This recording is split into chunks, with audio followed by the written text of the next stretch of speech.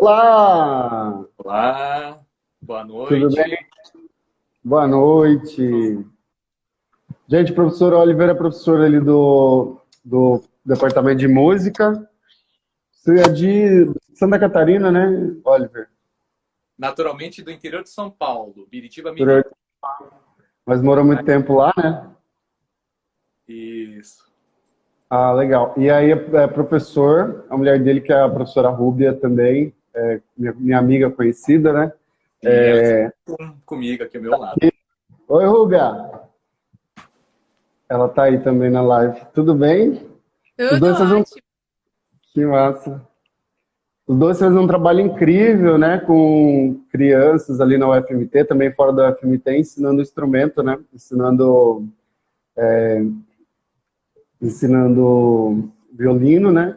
Como é o nome do grupo? Eu esqueci, até a Rúbia tocou, vocês tocaram lá no evento do Museu Natal, né. Como que é o Foi, nome esse mesmo? infelizmente não pude participar, né? Mas é o Sim, grupo sim. com a corda toda. Com a corda Foi até toda, isso, legal. que é um trabalho Corda toda. maravilhoso. Isso. Obrigado. Pois é. E aí eu queria agradecer já de antemão você, a Rúbia, por terem aceito esse convite, né? Prazer. É, e por ter feito essa proposta super interessante, né? Eu estou super curioso também para aprender um pouco sobre violino. E aí, é isso aí, professor. Você manda ver, o espaço é todo seu. Obrigado, João. Confesso que é a primeira vez que eu faço uma live, né? Tenho assistido algumas, né? Nesse momento é um grande consolo, né? Mas também é um meio de, né? A gente se conectar com as pessoas. Também é um meio de aprendizado. E fico muito contente com, né, o convite aí do museu, através, né, de ti. Estou muito contente de poder participar aqui e contribuir um pouco, né? Legal. Bom, então a gente assim, né, pensou juntos, né, o que que a gente poderia, né, trazer aqui para a live, e aí fomos amadurecendo a ideia e chegamos, né, nessa questão, né, que todos acho que já devem saber, né, é, conciliando, né, o violino, né, a performance com a questão da parte sacra, da religiosidade, né? Então eu vou falar um pouquinho assim sobre de uma forma geral, né? Trazendo alguns aspectos aí, né, em relação ao violino, em relação à história da música, e aí os compositores, e aí, né? Como acho que é do gosto de todos, ouvir um pouquinho também, né? Maravilha. Legal. Então vamos lá. Vou começar falando um pouco sobre o violino, né? Também uma das coisas, né, João, que a gente estava assim na dúvida, né, em relação ao público, né? Então a minha fala vai ser mais destinada assim ao público de violinistas, claro, mas os amadores também que, né, tocam, que têm aulas, que, né, estão aí participando de algum grupo na igreja, por exemplo, né? E aqueles que fazem pelo gosto, né? Porque gostam muito do instrumento e tudo mais. E aí a minha fala vai ser direcionada também a um público que aprecia, né, a música, que não toca e tal, mas, né, que sempre quando tem apresentações se faz presente e tudo mais. Beleza? Beleza. Então eu vou começar falando sobre o violino, né? O instrumento esse.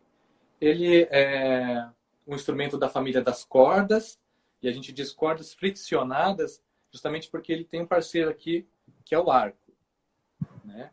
E é com ele que a gente produz o som, né? Existe também uma técnica que é beliscando as cordas, que a gente chama pizzicato, né?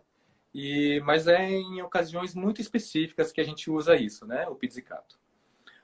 O violino, então, ele tem 4 cordas, né? Eu vou dizer o nome delas. A mais grave é Sol, aí vem o Ré, aí o Lá e o Mi. Não sei se dá para ver bem, ouvir bem aí. Dá sim, dá sim. Legal, ótimo. Né? E aí a gente diz que o violino é afinado em quintas, né? Que é o espaço entre essas notas, né? Vamos pensar assim, ó, Sol, Lá, Si, Dó, Ré, Mi, Fá, Sol, Lá e Si, Dó, Ré, Mi. Então, sol, ré, lá, mi. Né? As cordas são feitas de um material sintético e metal, né? Hoje em dia. Né? Aí vocês podem ver aí. Só que antigamente as cordas elas eram feitas de tripa de algum animal, né? Por exemplo, o carneiro, né? Era um animal que eles usavam as tripas para fazer aqui o coração, quer dizer, o coração não, além da circuncisão é outra coisa. A corda do violino. Ele é todo construído em madeira, né? O violino em si já é uma obra de arte, né? Eu acho maravilhoso assim, esse desenho, que por volta lá de 1700 ele chegou a esse padrão aqui, né? Pela família italiana que se chamava Stradivari. Então eles meio que padronizaram, né, esse modelo, essa configuração do violino, esse formato.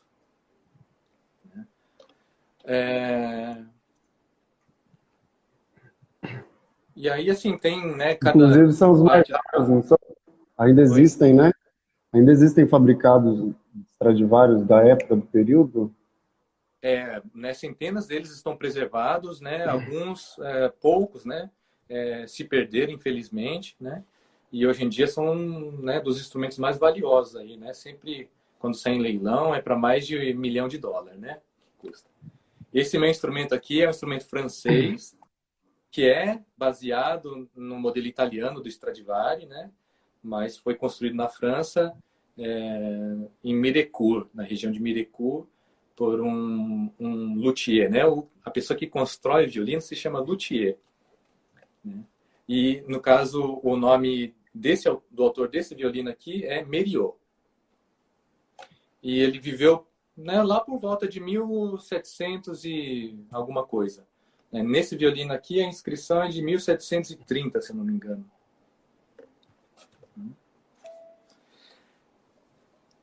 Aí, esse é o violino, então. O arco, né, ele é normalmente feito de madeira brasileira.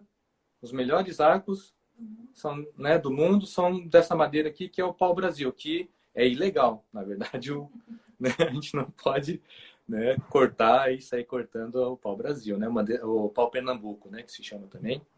Né? Mas os melhores arcos aí, os arquetaios daí, né, que são quem constrói os arcos, eles escondem. Quando vem fiscalização, eles dizem que não tem nada. Né? E aí, essa parte branca aqui, né, muitos já sabem, mas alguns é uma curiosidade, né? Eu estou até arranchando aqui. É feito de rabo de cavalo. Ah, da crina? É A do crina, rabo. exatamente. De cavalo branco. Antigamente era a crina mesmo, né? Hoje em dia, como o arco também, ao longo dos anos, foi ficando mais comprido, então a crina mesmo já não tinha mais o comprimento necessário. Aí, né, como o rabo cresce mais, daí então começou a se usar tadinho dos cavalos Do brancos, rabo. né? O rabo para a gente poder fazer aqui o arco. E é isso. O violino, ele, assim, a origem dele não é ainda determinada, né? Tem algumas hipóteses, tal, pesquisas, né, que remontam assim à Ásia, ao Oriente Médio, né? Que são alguns, vamos dizer assim, parentes distantes, né, do violino. Eu vou falar agora um pouquinho sobre a questão, né, da história da música, só para contextualizar e ver o quão importante foi a questão da religião, né, da igreja, paralelo ou mesmo mais do que isso, assim, né, como é que eu posso dizer? Aliada, ligada fortemente à música. Né? Então, nós temos basicamente os períodos da música, né, que acompanham relativamente a história da humanidade. Né? Então, quando a gente normalmente fala assim, história da música, é a história da música ocidental. Né? É aquela que aconteceu basicamente na Europa e dali se espalhou para o mundo, né? Então, em relação à música, é isso, né? A gente remonta daí lá à Idade Média, onde a era da música era chamada a Era Medieval, né? E foi justamente nesse período que na música, a música era toda, o movimento musical, ele era todo realizado na igreja, né? Na igreja cristã, principalmente na igreja cristã católica. E por quase 1000 anos, né, foi assim. Inclusive, eles controlavam tudo, né? E a música era essencialmente vocal, né? Não havia instrumentos assim muito, quer dizer, haviam, mas eram mais, ditos, né, a música mais profana, a música secular, né? E aí entrou o período da Renascença, que na música também a gente chama de, né, a era renascentista da música, né? Que aí durou mais ou menos 200 anos, né? Aí nós já estamos falando então, de 1400, né? Depois do período renascentista veio o período barroco. Aí barroco é entre 1600 até 1750, mais ou menos aí, né? Cento e poucos anos. Depois do período barroco vem o período clássico. Aí foi um dos períodos mais curtos da música, né? Porque junto teve um outro movimento que chama música galante, né? Que também é um pouco relacionado. Mas é isso, né? O período clássico que sucedeu ao período barroco, ali em torno de, né, 1700 e tanto até 1800 e pouco. E aí veio o período romântico, né? Que vai daí de 1800 e alguma coisa até, né, ainda hoje, na verdade, há muito fortemente assim traços desse período romântico, ainda hoje, né? Que aconteceu, Mas aconteceu na Alemanha e na França, né? Esse período, não foi? Majoritariamente, assim. do romantismo na música, Normalmente. ele foi muito forte realmente, né? Mas ele se espalhou pela Europa toda, né? Isso, inclusive a Rússia, por exemplo, entrou muito forte, né, nesse movimento romântico, né? Os compositores russos desse período são maravilhosos, né? Enfim, aí depois do período romântico vem a era moderna, né? Que a gente diz música do século XX, né?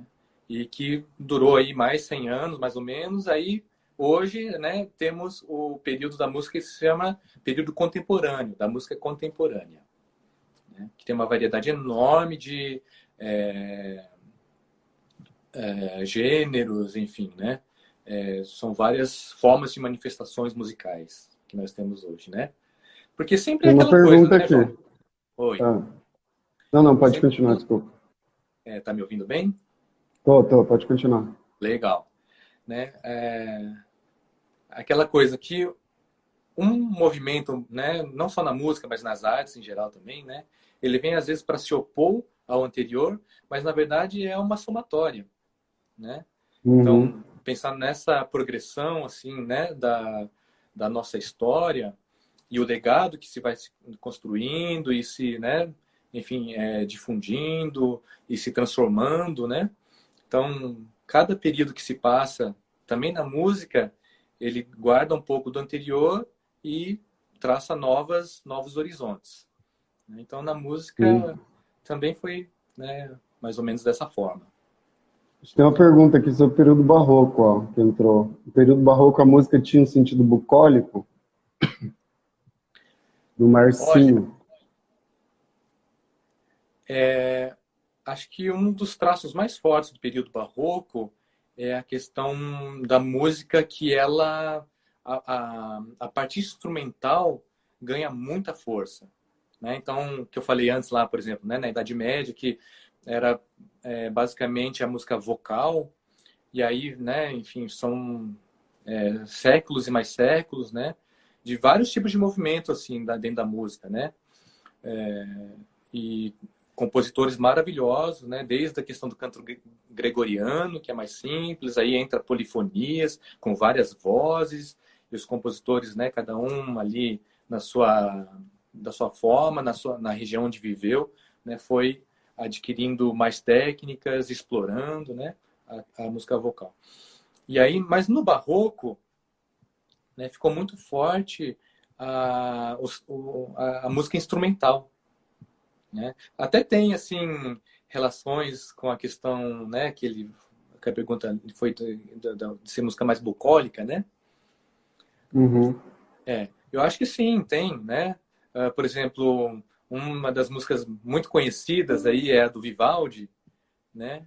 Das Quatro Estações. Acho que todo mundo conhece um pouquinho, né? Aquela,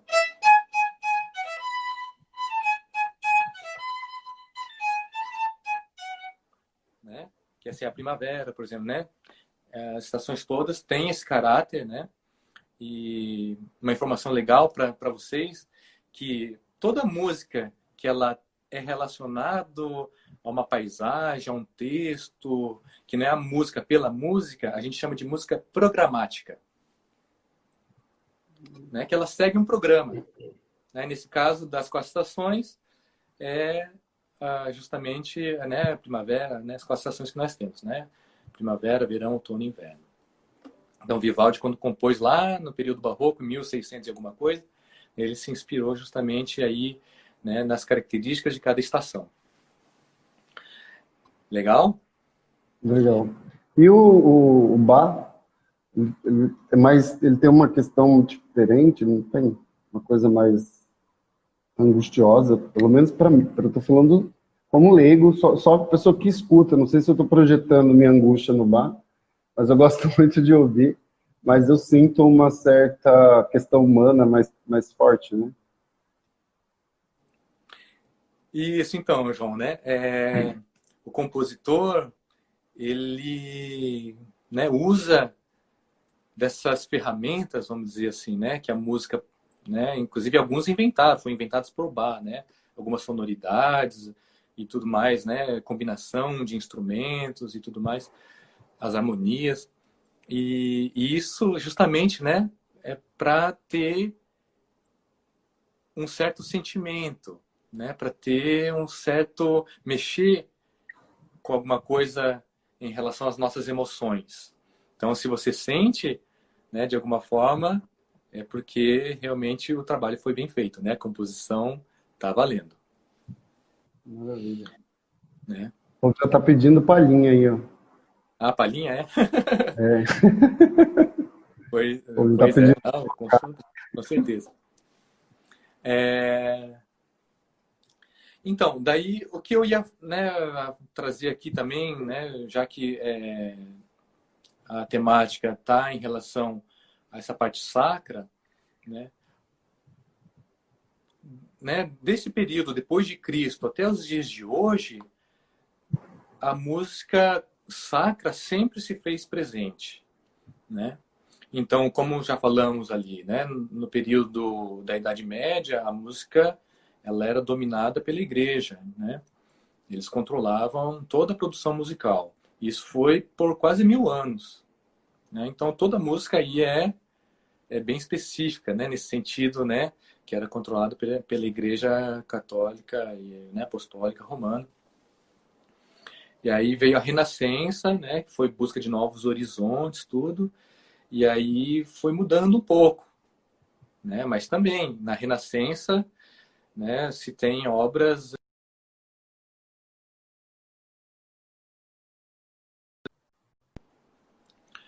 e assim vai, né? Barroco, clássico, no romantismo. Aí, o que acontece? Né? Como é que essa música sacra era feita? Né? Qual era a ideia? Então, por gêneros musicais. Né? Então, para quem não conhece música sacra, né? Quando eu falo assim, é sempre relacionado à música erudita, né? Tá? O movimento popular, isso é outra coisa, né? E, inclusive, não é muito a minha praia. Então, nesse movimento da música, né, erudita, ocidental, então a gente pensa sempre nos gêneros musicais, né? Que nesses períodos praticamente todos, né, depois de Cristo até os dias de hoje, a gente vai ter composições como missas, né? A missa que segue justamente a liturgia, né? Então, os compositores escreviam para seguir a liturgia, né? E tem cantatas, oratórios, requiem, né? Não sei se todos conhecem requiem, que são missas fúnebres, né? Tem Stabat Mater, né? Que é no latim estava mãe, né? No caso seria a mãe de Cristo. E aí uma série de gêneros aí que vão, né, por aí afora. E essas são realmente diretamente ligadas à religião. Tem aquelas músicas que são inspiradas, né, em algum tema religioso, né, que vai ter sinfonia, por exemplo, né, tem uma sinfonia do Mendelssohn que se chama Reforma, né, que é justamente lá da era, né, do movimento protestante, isso no período romântico, lá por 1800 e, né, meados do século XIX. Ele compôs essa sinfonia toda baseada, né, inspirada na Reforma protestante, né? Há óperas também, né, que são muito ligadas à religião, né, de vários períodos, enfim, né? E é isso.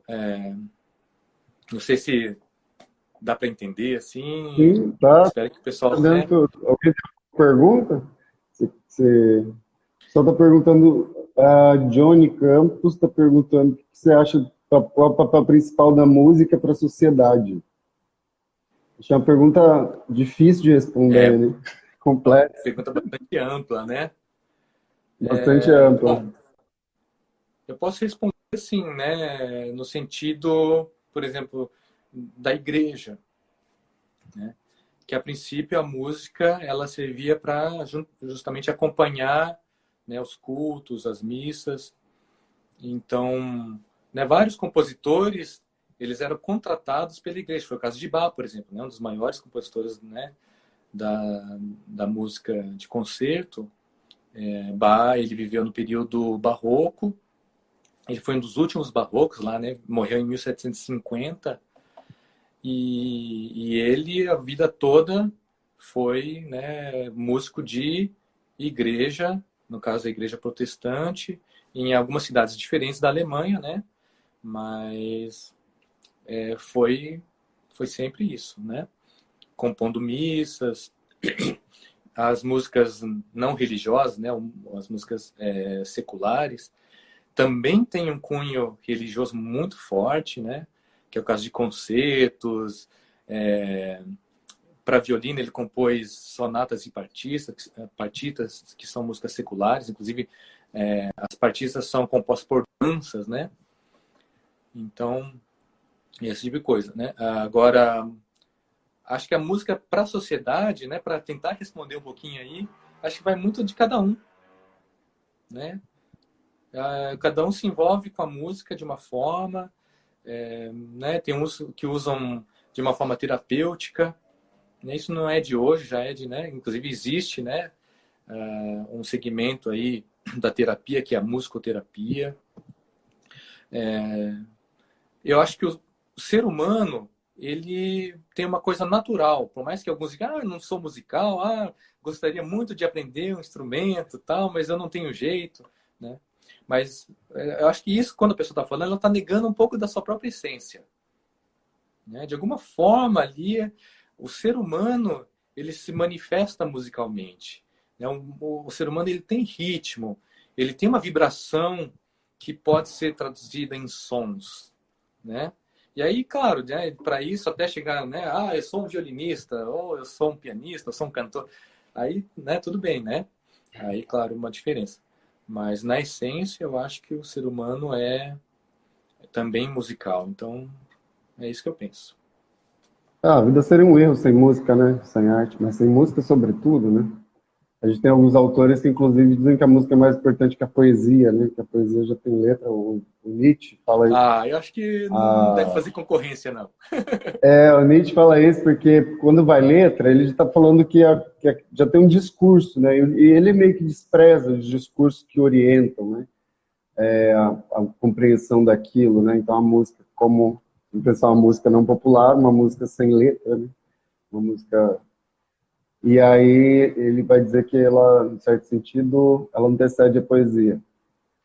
E, de alguma maneira, a expressão dessa essência, como você falou, por exemplo, a própria fala, ela é musical, né? As palavras, a Exatamente. modulação do som, a gente tem uma ligação muito íntima, muito primária com a sonoridade, né? Exatamente, ó, né? Tá. Posso continuar aqui um pouquinho, então, né? Pode, claro, Em manda ver. relação daí, né? A música sacra, né? Falei dos gêneros. Aí, assim, onde é que o violino ele se encaixa nisso, né? Então, eu acho que o violino, né? A partir do momento que essa parte mais da música instrumental vem à tona, o violino foi sempre muito privilegiado, sabe? Né? Então, né, isso remonta lá ao período da Renascença, né? E aí em diante, né, todo esse movimento dos músicos que se interessaram mais por, né, explorar, tocar esse instrumento, os compositores também, né, que se interessaram em compor para esse instrumento, e aí vai, né? Aí os conjuntos, né, que começam a surgir, as pequenas orquestras, né, começa com o violino, com a família das cordas, né? Então, hoje você vê uma orquestra sinfônica, né, que é a formação que mais embarca, ou abarca, não sei, né, que tem, né, maior quantidade de instrumentistas. Você vê a seção de cordas sempre é enorme, né? Aí tem, né, a família ali das cordas, tem a família dos sopros, aí tem a percussão, né? E aí essa é basicamente a formação orquestral sinfônica, né? Mas lá naquele período da Renascença, né, por volta de 1400, 1500, os grupos eram pequenos, né? Às vezes um grupo era constituído só de 2, 3 instrumentos, né? E aí também, né, foi à medida que foi se, né, foi passando o tempo, que às vezes eu fico meio preocupado em dizer assim que evoluiu, que progrediu, não sei, nem sempre é dessa forma, assim, né? Eu penso mais nas diferenças, né? Acho que tem algumas coisas que melhoraram, outras que eu acho que até nem tanto, né? Mas enfim. Aí, então, o violino sempre se fez presente, né, nessa história. E a gente, nesse caso, então, né, como eu disse antes, foi muito privilegiado. A gente, desde formações orquestrais, tem concertos aí para violino, né? Bach, por exemplo, escreveu 2 concertos para violino maravilhosos. Nós temos, enfim, música de câmara, né? Inclusive um quarteto maravilhoso que o Haydn, né, que é do período clássico alemão, o Haydn, ele escreveu um quarteto que se chama Sete Últimas Palavras de Cristo, né, que é um quarteto maravilhoso. É uma música também orquestral, mas ele fez essa transcrição para quarteto de cordas, né, que são 2 violinos, uma viola e um violoncelo. Essa formação clássica, né, que a gente diz. Né? Inclusive, quando a gente fala música clássica, gente, né, é um tema que no nosso meio a gente evita, porque existe o período clássico da música, né, que é lá por 1700 e tanto até 1800 e pouquinho. E aí a gente tende a falar mais justamente música erudita ou música de concerto. Legal? Legal, bacana saber disso. Como que é o nome da música do Haydn?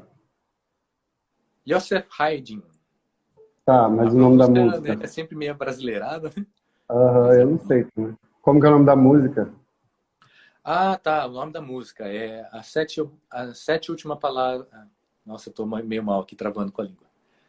As Sete Últimas Palavras de Cristo. Palavras de Cristo, achei. Obrigado. Tô anotando aqui as coisas para depois ouvir. Ah, legal. Isso, né? O pessoal aí que tá entrando, né? Se quiser, eu posso também anotar aqui alguma coisinha.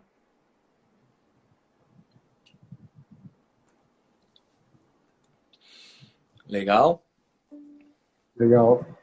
Aí, assim, agora eu queria falar um pouco sobre essa questão daí, né, aplicada ao instrumento, né? Pode falar, E, manda ver. para aqueles que já conhecem, ótimo, mas para aqueles que, né, gostam de ouvir, mas não sabem exatamente ali, né, o que está acontecendo, quais são os recursos que a gente, né, se utiliza, enfim. Aí eu vou pegar alguns exemplos aqui e vou tocar de formas diferentes, assim, para ver se vocês ficam ligados. Aí quando vocês forem assistir, né, uma apresentação, aí vocês vão lembrar do professor japonês. Ah, naquela live lá ele falou assim, não sei o que, que o violino faz assim e tal. Olha isso, né? É tal.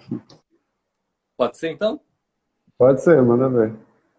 Tá, vamos Muito lá. importante. Eu vou pegar aqui um exemplo bem simples, né? De um trecho aqui que é do Aleluia, né? Esse Aleluia que eu vou tocar aqui é o Aleluia do Messias, né? Que o Handel, compositor também alemão, escreveu lá no período barroco, 1600 não sei quanto. E é um oratório, o Messias, né? Muito famoso. O Handel, apesar de ser alemão, ele passou muito tempo na Inglaterra, né? Como músico da corte inglesa. Aí é aquele lá, aleluia, né?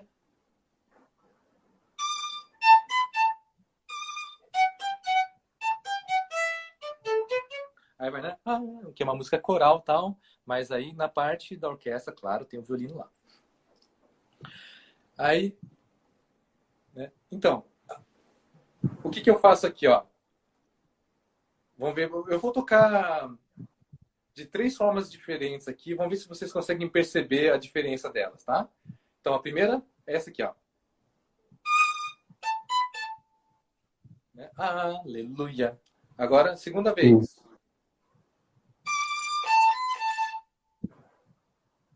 Agora, a terceira vez. Conseguiram perceber aí mais ou menos a diferença? Rapaz, eu notei a diferença, mas eu não sabia explicar, não. Isso, Notei então. Não sei aqui como é diferente. que é a transmissão também, né? Uhum.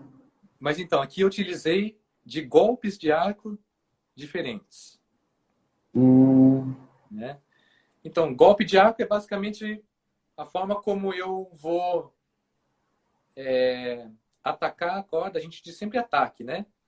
É uma palavra meio estranha, mas é isso, né? É o ataque, né? Quando eu coloco aqui a crina na corda, e aí eu puxo ou empurro, e como eu saio dela, né? Uhum.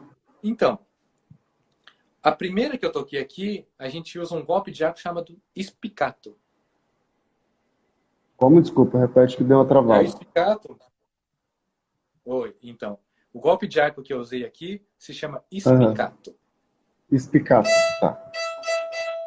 Isso, né? Que aí a gente tem as arcadas que são na corda e as arcadas, os golpes, desculpe, os golpes de arco que são na corda e os golpes de arco que são fora da corda, né? Que eles vêm do ar, aí ele fere a corda e sai da corda, né? Spiccato, assim, a maioria dos termos que a gente utiliza na música, elas são do italiano, algumas em francês e outros, né? Aí vai, né? Isso porque remonta, né, a período da Renascença, o Barroco, que foi muito forte o movimento na Itália, né? Se todos conhecem aí a história, né? Então, por isso os músicos ali italianos se fizeram muito presentes, foram realmente esses que deram esse empurrão no movimento, né? Então, é spiccato e aí sai, não sei se dá para perceber bem, espero que dê, né, para perceber a Tá tum, diferença. tum, tum, sim. Dá sim. Então, spiccato, né? Que é mais ou menos a intenção ali do compositor quando ele escreveu, né? De ser mais, a gente diz assim, saltadinho. Hum. A segunda que eu toquei, ela fica na corda, né? E o nome desse golpe de arco se chama détaché. Détaché aí deriva do francês e significa também separado. Spiccato significa separar, né? Espicar e separar. E só que na música ela tem essa função, né? Apesar de ter um significado muito próximo, né? E o détaché a gente mantém na corda. Basicamente, né, esse movimento para baixo e para cima, esse é o détaché. Então, sempre quando, né, vocês verem o arco movendo assim dessa forma, com uma nota só, né? Uma nota para cada movimento, né? Dó, ré, mi, fá, né? Subindo e descendo? O movimento é descer e o movimento é subir. Isso, né? Descendo, subindo, né? E Aham. uma nota descendo, outra nota subindo, né? Então, por exemplo, né? Uma nota para cada movimento. Aí é o détaché. Por quê? Porque quando a gente faz mais de uma nota, né, dentro do mesmo movimento, ou aqui para baixo ou para cima, aí a gente chama de legato. Que é o caso do terceiro exemplo que eu dei, né? Tá vendo? Só fazendo todas as notinhas aqui para baixo. Ré, lá, si, lá. Ah, legal. Né? Então, Entendi. aí agora vocês vão poder, né, ver aí quando forem assistir nossas apresentações de conjuntos orquestrais, né? Isso vale para todas as cordas, né? Para o violino, para a viola, para o violoncelo e para o contrabaixo, né? Vou Então, sair daqui insuportável, me sentindo super culto. aí, ó. É legal, né? Eu sei Ah, que golpe de arco é esse que você usou aí, ó. Esse aí é o ah, espicato. é, tipo, eu sei, ela. É. Faz saltadinho Já assim, ó, dá pra né? puxar um Batendo. assunto. Dá pra puxar um assunto com o violinista. Aí falou, "Ô, esse teu espicato aí foi meio irregular, hein, meu? Você quicou Né? demais aí esse negócio, né? Legal, gente? Deixa eu ver se tem alguma pergunta. Não tem, não. Pode continuar aí. Uhum. Legal. Legal. É, então, daí eu falei lá dos gêneros, né? Que tem a missa, tem cantata, tem oratório, né? Por exemplo, missa, a gente tem missa em todos os períodos da música, né? Então, começando, claro, lá pela Idade Medieval, que era só isso que eles faziam, né? Quer dizer, enfim, Sim, sim. né? Justamente pela música estar atrelada à igreja. Então, claro, eles tinham outros gêneros, só que era sempre dentro desse tema religioso, né? Aí, saindo da era medieval, né? Na Renascença, a gente tem compositores que né? Escreveram missa. No período barroco também, né? Tem as missas do próprio Bach. O Bach também escreveu duas paixões, uma segundo São João e outra segundo São Mateus, maravilhosas, né? Para quem não conhece, vale muito a pena ouvir, né? Eu considero como tesouros assim da música, né? Bach, aliás, acho que praticamente todas ou todas as músicas dele são como tesouros mesmo, né? Tesouros sagrados, né? Para toda a humanidade. Mozart escreveu missa, ele tem uma missa, né, que daí é do período clássico, que se sucede ao barroco. Mozart escreveu uma missa em dó maior que é a coisa mais linda, gente, né, com coro de crianças, né? Para quem não conhece, a missa em dó menor de Mozart é maravilhosa, né? E aí Beethoven, né? Bom, Beethoven é um caso também singular na música, que o Beethoven ele acho que sozinho mesmo, né? Pelo que a gente estuda aí, há pesquisas, né? Ele foi responsável por mudar o rumo da história da música, né? Então, quando ele era jovem, ele estava na era clássica. E aí, com as ideias dele, com, né, essa coisa toda de explorar as possibilidades, ele levou a música para a era romântica, né? Ele sozinho.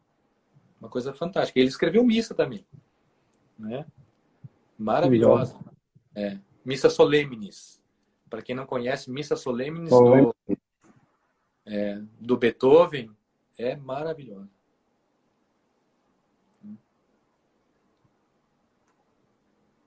enfim. Legal, vou anotar. Uhum. Tem perguntas aqui, viu? Se você quiser Opa, responder. vamos lá. Primeiro, então, o pessoal tá querendo que você toque, né? Tá querendo, tá pedindo aí. Aí tem pergunta aqui que alguém perguntou se tem algum golpe de harpa originário de algum país latino, assim, com nome latino.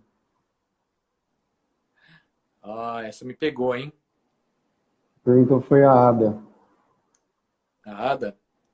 Hum, Essa me pegou mesmo, né? Mas, assim, tem alguns efeitos que foram latinos que, vamos dizer assim, que criaram, né? Um deles foi o, agora que me veio, né, na mente, é o Piazzolla, que criou esse efeito aqui, ó.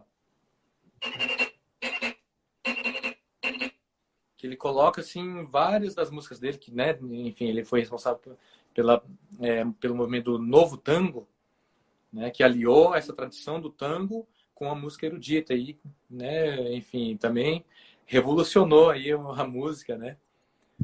Enfim, não sei se deu para ouvir aí bem esse ruído, é um ruído, na verdade, né? sim, dá A sim. gente usa Eu identifiquei quando você colocou, sabia? Identifiquei na nessa música. parte aqui, ó, né? Normalmente a gente Uhum. toca aqui, né, ó. Essa pecinha aqui é o cavalete e aqui é o espelho. E aí a gente Uhum. toca, né, aqui nessa parte, que a gente chama de ponto de contato. Mas para fazer esse efeito a gente vai aqui, ó.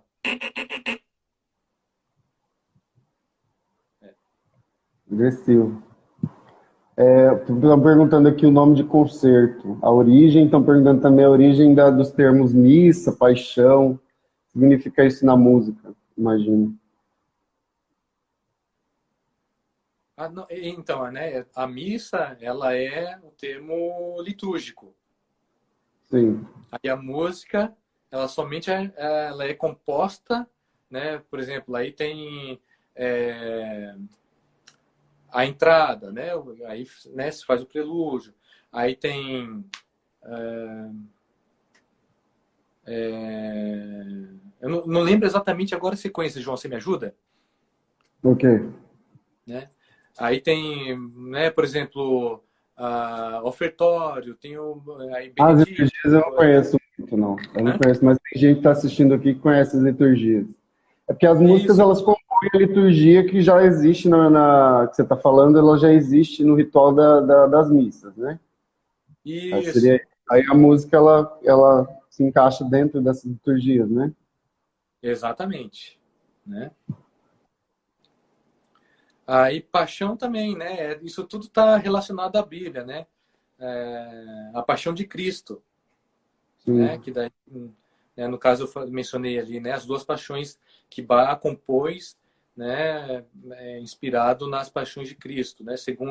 Uma segundo São João e a outra segundo São Mateus. É que é As duas são sofrimento, né? maravilhosas, né? É sofrimento. O paixão vem de patos dentro do grego, que tem a ver com sofrer. Quer dizer, qualquer coisa que fazem contra você, né? Contra o seu corpo, enfim, qualquer coisa externa que te atinja é uma paixão. É porque paixão hoje em dia está associada à paixão romântica, né? Mas paixão em si, a origem é patos, né? Que tem a ver com sofrer diretamente. E é Que seria sofrer o mesmo que alguma. patologia, não? Também origem de patologia. Geralmente você também Ah, tem doença. legal. Uhum, legal. Aí tinha mais perguntas ali?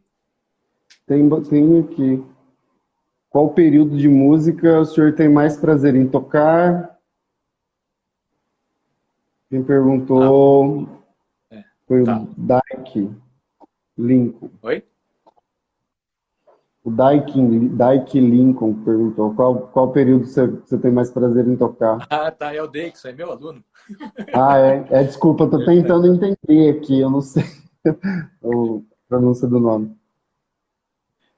Então, eu me identifico muito com o período romântico, né? Mas é uma coisa muito pessoal, né? E isso não tira nem um pouco a questão assim de eu também amar todos os outros períodos, né? Música de todos os períodos, né? Eu tenho muita vontade, muito gosto por explorar as músicas, né? E as potencialidades. Então, é uma coisa pessoal que eu me identifico mais com esse período romântico. Mas igual, né, amo música do período barroco, amo também música feita hoje em dia, né, música contemporânea, né, e procuro sempre tocar tudo isso. Mas a música contemporânea tem umas que parece ser só para quem toca mesmo, né? Porque para uma pessoa leiga como eu, é meio desagradável essas músicas do Decafone. Não sei. Né, são outros tipos de manifestação, né, assim como na arte, Tá, né, claro. né, uma pintura, e isso é legal, porque a arte também ela é feita para isso, né, para mexer com a gente, né? Em vários sentidos, né? Tem gente que, porque a música, assim, ela é tão boa que me relaxa, né? Experimenta ouvir aí, né? Então, sei lá, a música do Roberto Vitório, por exemplo, né? Que é o nosso Sim, que é compositor, grande compositor, complicadíssimo. Pois é, né? respeitadíssimo, eu não Pelo consigo Quarteto entender. Cronos dele, por exemplo, né? Sim. Sabe? Né? Mas eu O pessoal gosto tá, muito, nossa. o pessoal tá perguntando se existe algum compositor contemporâneo de música sacra que você conhece. Existe um pouco essa demanda, imagino, né? Existe algum compositor famoso que continua, por exemplo, compondo para a igreja, compondo para a liturgia? Ah, com certeza, né? Tem muitos músicos, né? Que compõem hinos e tudo mais. Mas nesse segmento da música de concerto também, né? Nós temos aí, já faz até algum tempo, né? Agora me veio na cabeça, né? Que tem o Stabat Mater, que eu até mencionei antes, que é um dos gêneros, né? Que alguns compositores aí desde a Renascença, né? Se inspiraram nesse gênero para compor. E tem um Stabat Mater de Sofia Gubaidulina, que é uma compositora russa, né? Do século XX aí, né? Maravilhosa. Né? Legal. O próprio John Cage, né, que é compositor americano, ele tem uma inspiração filosófica e religiosa muito forte, né? Um pouco mais ligado assim ao taoísmo, né? A essas, né, religiões mais orientais, né? Mas, né, pensando assim nessa questão mais da religiosidade, né, é muito forte. Então tem isso até gostaria de ter falado antes, né?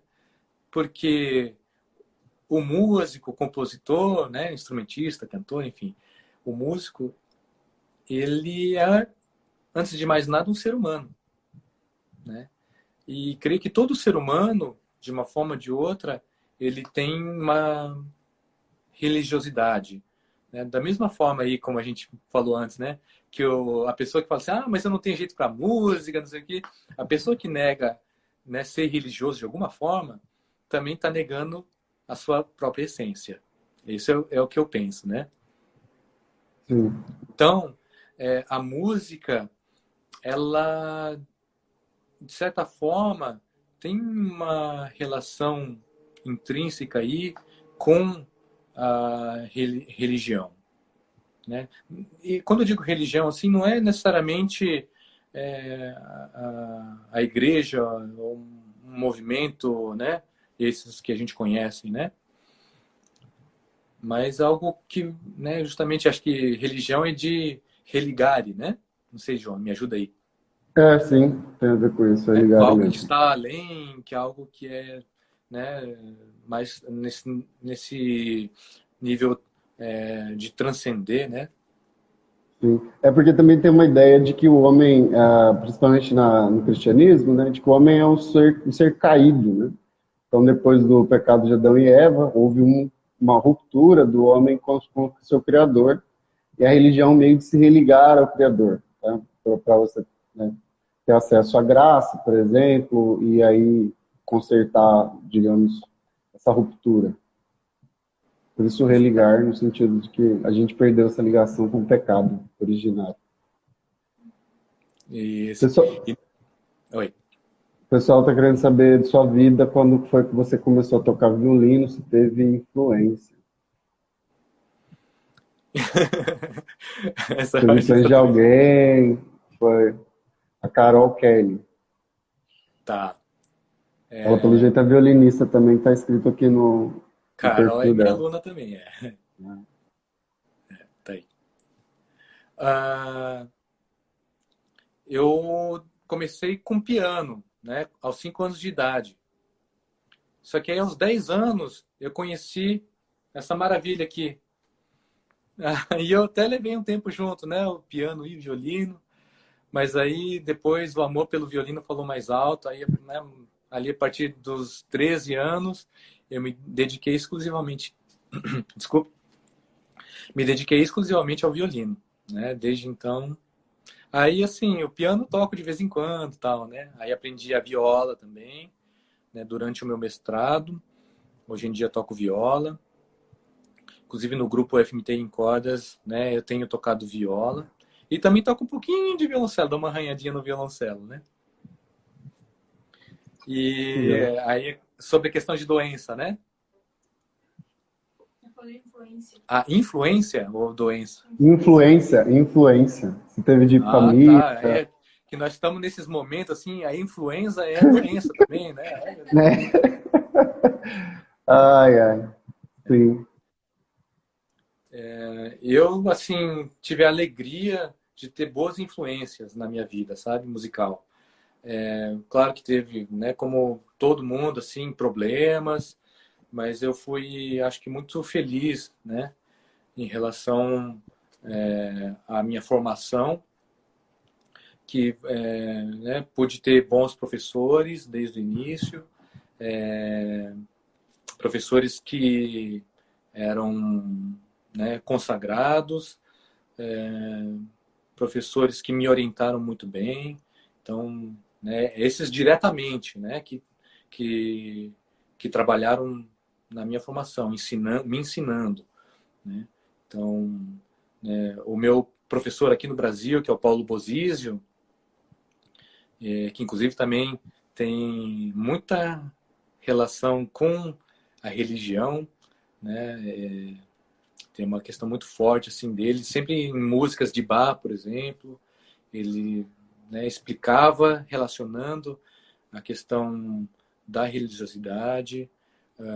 Tem uma sonata que é muito marcante, que é a sonata de César Franck, que é do período romântico, que ele tem uma visão assim, que é do céu e do inferno, né, nessa obra. E César Franck, não há nenhum relato assim dele próprio que tenha tido essa conotação, né?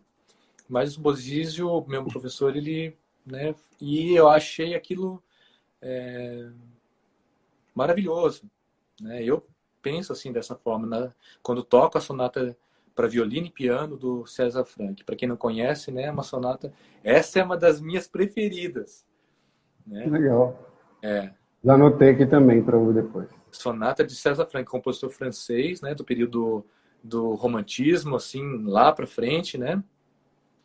Um grande Deixa eu compositor. te falar uma coisa. É que assim, o papo fica ótimo, as pessoas começam a perguntar e tem um monte de gente já querendo saber um monte de coisa, mas está faltando 5 minutos mais ou menos para acabar a live, porque no Instagram a gente tem 1 hora e acaba. Eles Exato. derrubam. Aí você falou que tinha plano de tocar, então eu estou avisando, mas aí fica à vontade para decidir o que fazer. Uhum.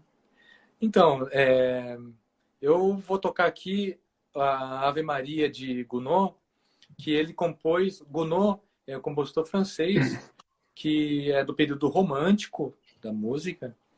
E aí ele pegou um prelúdio de Bach, que é lá do período barroco, e que basicamente são notas de um arpejo, né?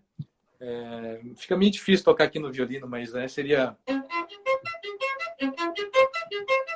Aí vai assim, né? Tudo, né?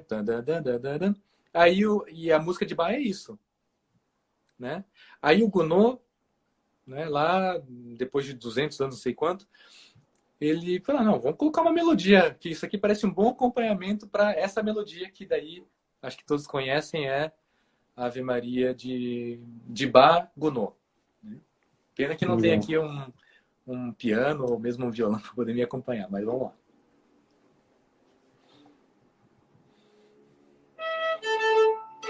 E tem que dar um finadinho.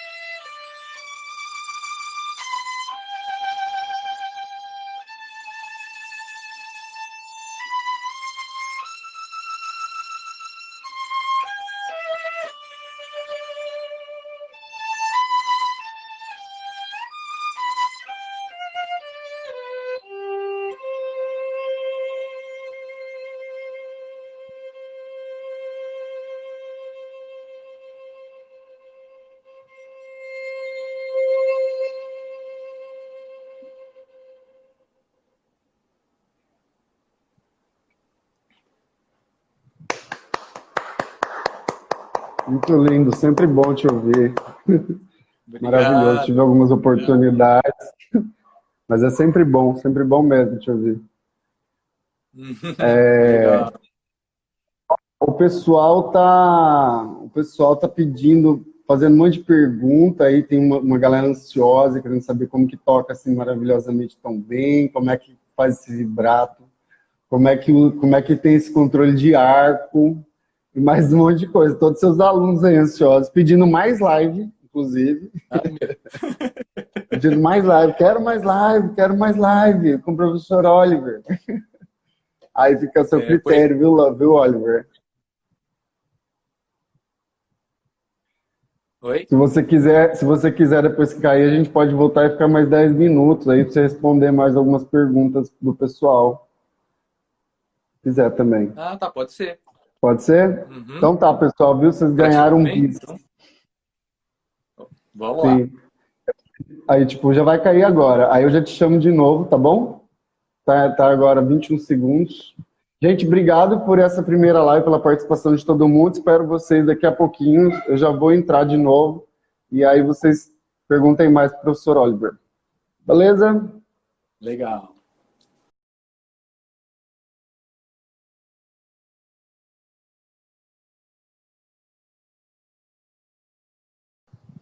Olá, de novo.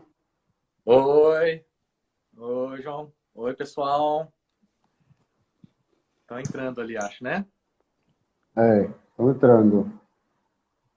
Eles têm perguntas aí sobre violino. Eles estão com saudade de ter aula com você. Pois é, né? Ah, e eu tô dando aula aqui, sabe? Né? A gente vai se virando, né, João? E, Sim. nossa, infelizmente, nenhum desses aplicativos, né? A gente já experimentou vários, são eficientes, assim, para instrumento musical, né? Eles são bons, assim, Ah, para sim. voz, falando legal, né?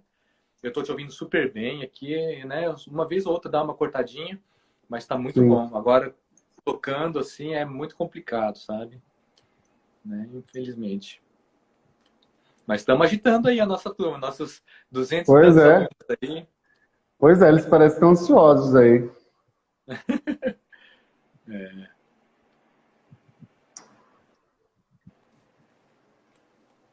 É legal. O que vocês estavam perguntando aí, gente? Vocês querem perguntar mais? É que tinha umas perguntas meio específicas sobre o instrumento, sobre como tocar. Ah, então, foi alguma coisa sobre o vibrato, né? Sim.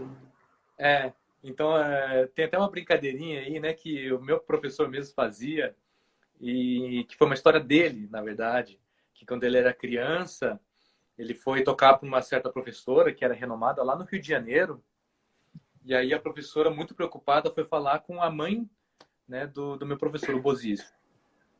Olha, o seu filho até tá tocando bonitinho, direitinho, mas ele tá com esse negócio, a tremedeira na mão aí. O que que é isso? Né? Então, o vibrato é isso mesmo, gente, né? Então, não é que eu tô, quer dizer, tô um pouquinho nervoso aqui, né, falando com todos, mas essa chacoalhada que a gente dá aqui, a gente chama de vibrato, né? E basicamente a gente tá com o dedo pressionado,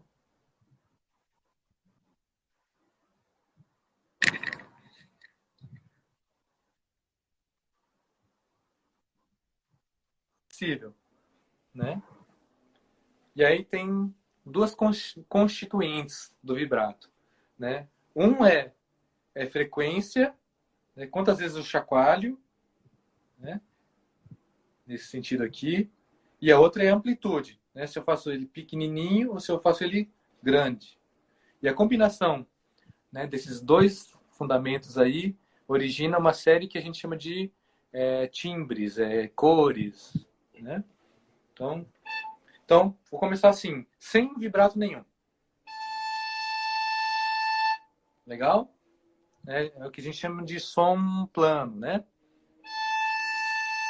Agora eu vou fazer um vibrato bem amplo e com bastante frequência, né?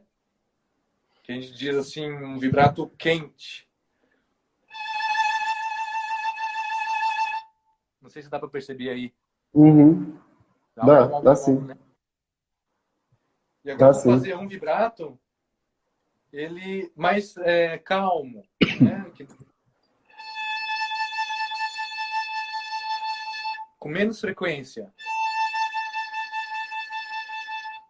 Não sei se dá para perceber bem a diferença, João. Dá sim, dá sim. Bom, eu tô conseguindo. Só se o pessoal aí de casa tiver alguma questão. Ó, tem alguém aqui perguntando, Oliver, sobre a questão do fazer pós-graduação na música. E a pessoa tinha feito essa pergunta antes, que é o Nossa, Lúcio. Ele está perguntando se isso beneficia do ponto de vista do conhecimento prático, ou se é só uma questão de conhecimento teórico mesmo. tá. Nossa, tá tendo pergunta bem variada aí, Tá, né? perguntas variadas, é. O que eu posso falar, assim, que a gente tem uma vantagem no meio acadêmico, no Brasil existe também, mas mais fora, né, de fazer um mestrado mais na área prática, né? Então, por exemplo, o mestrado que eu fiz nos Estados Unidos, ele é um mestrado todo centrado nas práticas, né? Do violino com sozinho, em conjuntos, né? Música de câmara, prática orquestral, né? Lá tinha uma orquestra sinfônica e aí vai, né? Então, no mestrado eu tive, claro, né? Aquelas disciplinas teóricas de teoria musical, de história da música, né? Tudo isso. Mas o currículo todo ele é construído de uma forma a dar mais ênfase nessa parte prática, né? Então depende muito assim do que a pessoa quer, e aí tentar buscar o que existe aí, né, nesse mundo, o que se enquadra melhor nos seus anseios, né? Mas claro, nossa, eu aprendi muito, muito mesmo durante o mestrado. Inclusive tive que rever vários aspectos da técnica, né? E também assim conceitos, né, de interpretação das músicas, né, de cada período aí que, né, na verdade, cada período a gente toca de uma forma diferente, né? A gente fala sobre estilo, né? Então, quando a gente vai tocar uma música barroca, então a gente deve se atentar ao estilo barroco de se tocar, né? Ao estilo, né, por exemplo, Bach, que é diferente de tocar Brahms, que é um alemão, né, do período romântico. Então, estilo romântico de se tocar o violino, né? Então, é isso. Legal. Tem mais perguntas aí. Isso aqui. Alguém perguntou sobre o que é preciso para ter um som bonito. Foi o Daik, como é mesmo? Daikson, o nome dele? Esse é o aluno. É que Ah, no tá, meu perfil está aluno, né? escrito Tá Daik perturbando Lincoln. aí. Olha, Ah, bonitinho. eu vou me arriscar a dizer que tem que treinar muito, que tudo para a gente fazer bem.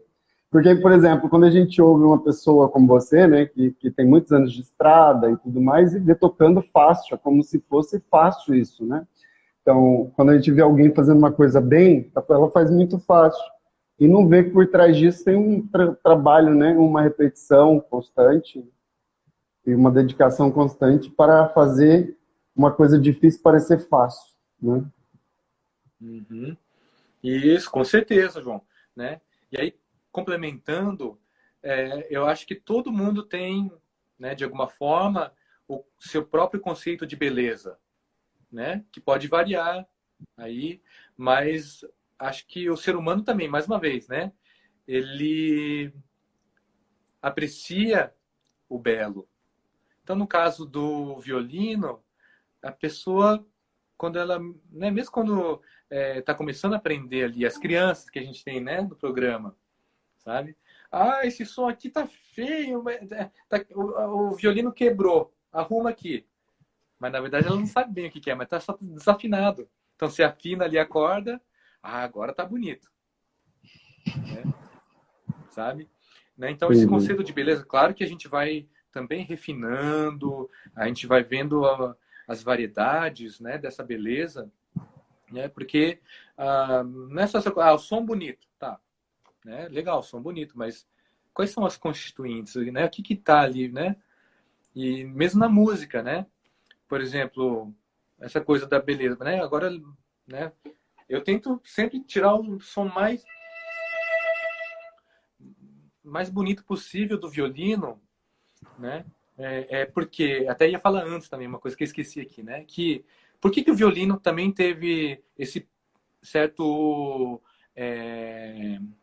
lugar especial, né? Destaque, né? Na música, porque ele é um dos instrumentos que melhor imita a voz humana, né? Eu acho que ainda não há nada mais belo do que a voz humana, né?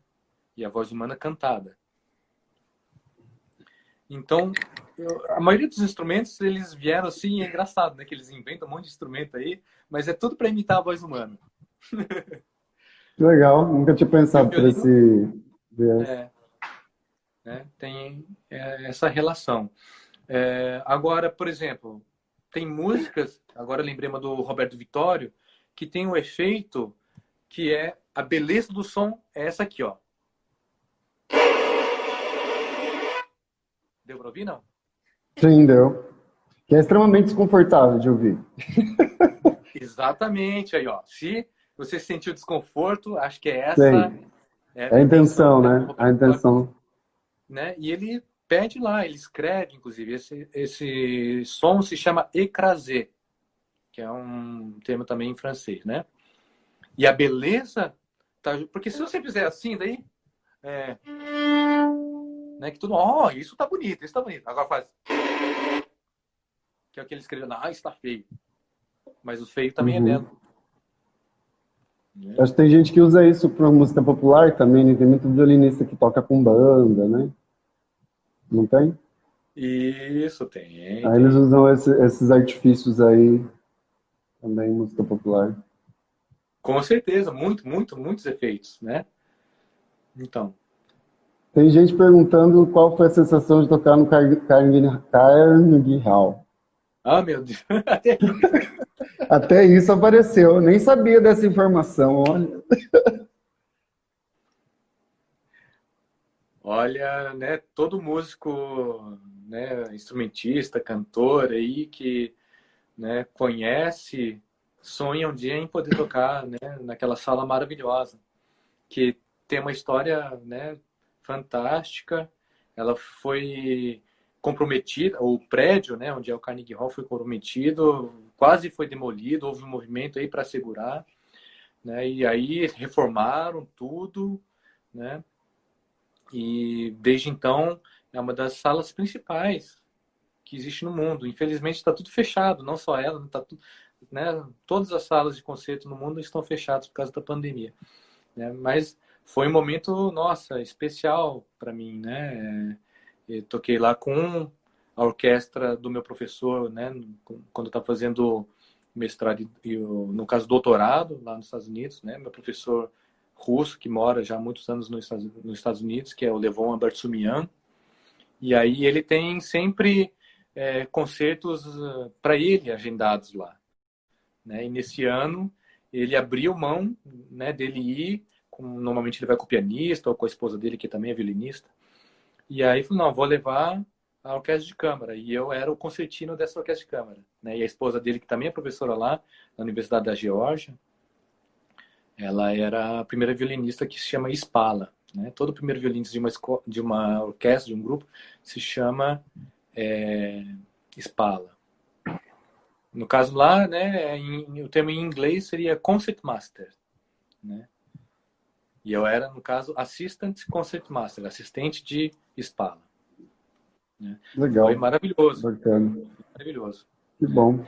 Aí eu vou contar aqui um pequeno segredo para vocês, que daí eu nunca contei para ninguém. Né? Que a gente estava lá em Nova York e tal, e primeiro que Nova York é um encanto também, né? De cidade, assim, né? Aquele movimento todo, bem diferente de onde a gente morava lá, que era próximo a Atlanta, que era onde eu ficava o campus da universidade. E super animado, tudo, né? Aí na sala, assim, falei, nossa, que maravilha isso e tal. E aí eu fiquei meio desconcentrado. Aí teve a música, que era uma música de um russo, que aí eu vi o movimento do professor, né? Meu professor, que estava como regente nessa música. E aí eu entrei, só que eu entrei seco, assim, sozinho. Foi esse negócio. E aquele silêncio, né? Daí eu entrei, aí nisso entrou todo mundo, assim, mas ficou assim, nossa, eu gelei naquela hora, gente.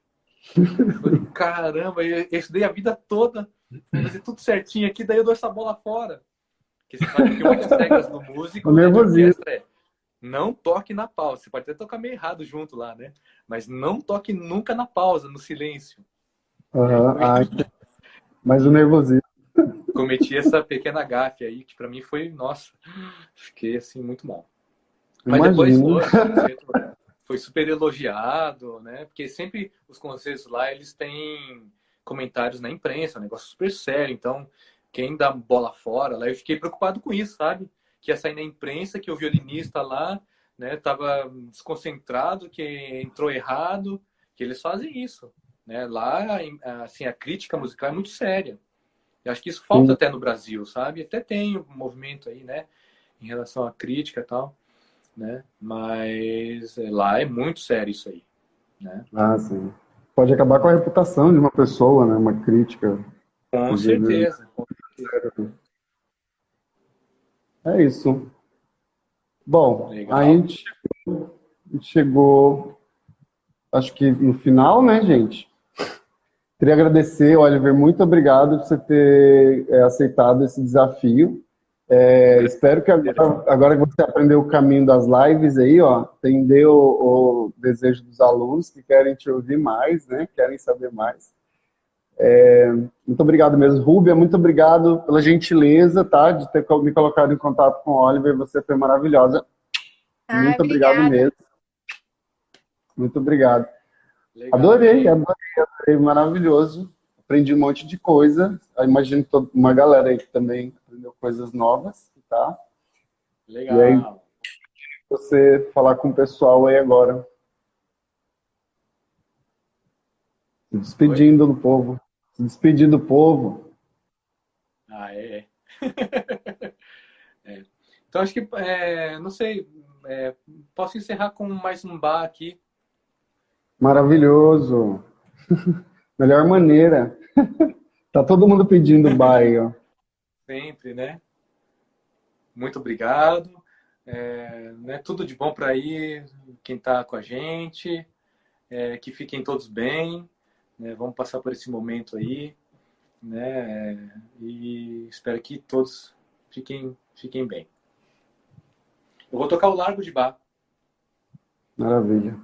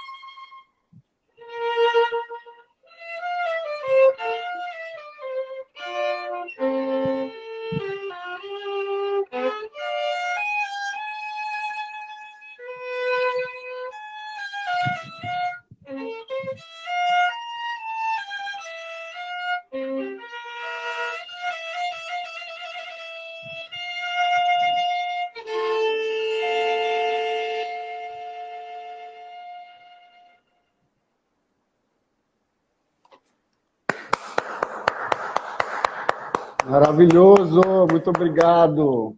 Valeu mesmo, Valeu, Oliver. gente. Valeu, João. Privilégio. Prazer.